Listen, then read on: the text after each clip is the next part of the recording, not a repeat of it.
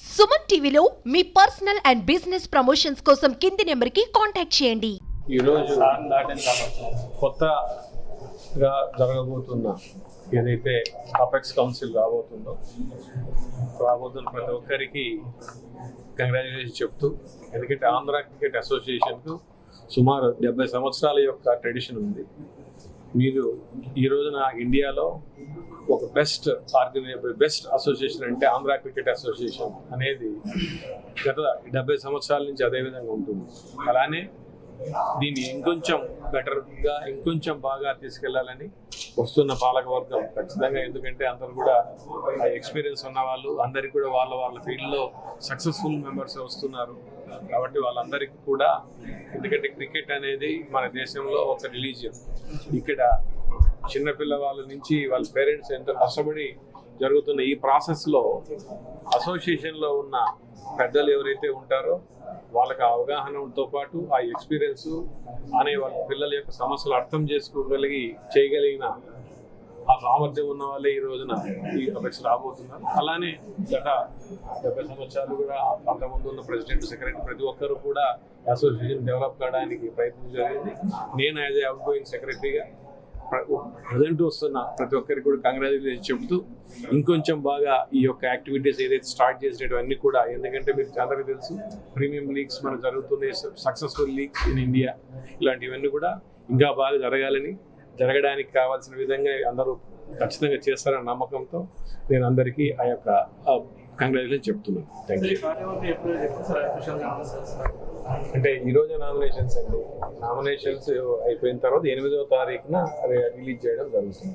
ముందుగా అందరికీ నమస్కారం. ఏదైతే ఆంధ్ర క్రికెట్ అసోసియేషన్ ఎన్నికల ప్రక్రియ మొదలైంది, ఈరోజు నామినేషన్స్ ఫైల్ చేసే ప్రక్రియ ఈరోజు మొదలు పెట్టడం జరిగింది. అందరూ ప్రెసిడెంట్ గారు, అట్లాగే vice president, secretary, joint secretary, treasurer గారు, ఇంకా కౌన్సిలర్ అందరూ కూడా ఈరోజు నామినేషన్స్ విశాఖపట్నంలో ఈ క్రికెట్ స్టేడియంలో ఎలక్షన్ ఆఫీసర్ గారికి ఇవ్వటం జరిగింది.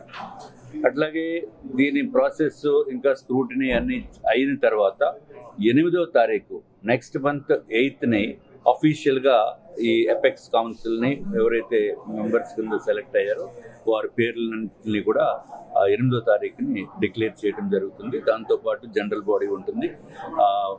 రాబో కార్యవర్గము తప్పనిసరిగా క్రికెట్ అభివృద్ధికి ఎంతో పాటుపడి మంచి పేరు ప్రతిష్టలు ఆంధ్ర క్రికెట్ అసోసియేషన్కి ఉండాలి అనే మంచి సదుద్దేశంతో మేము రావటం జరుగుతుంది.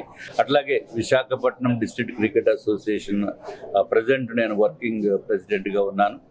నేను కూడా మా VDCA అందరూ సభ్యులు కలిసి నన్ను కూడా ఆఫీస్ బేరర్ కింద ఆంధ్ర క్రికెట్ అసోసియేషన్లో ఉండాలి అని పట్టుబట్టిన వలన నేను కూడా అపెక్స్లోకి నేను నామినేషన్ ఫైల్ చేయటం జరిగింది.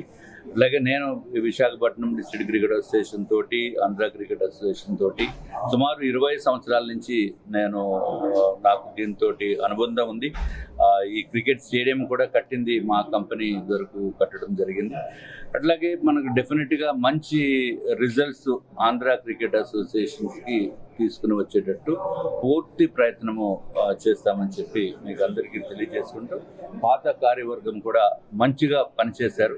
అట్లాగే ఏ సహాయ సహకారాలన్నా సరే పాత కార్యవర్గాన్ని కూడా మనం సంప్రదించి ఒక మంచి కార్డియల్ అట్మాస్ఫియర్ తోటి ముందుకు సాగుతామని చెప్పి మీకు తెలియజేసుకుంటున్నాను.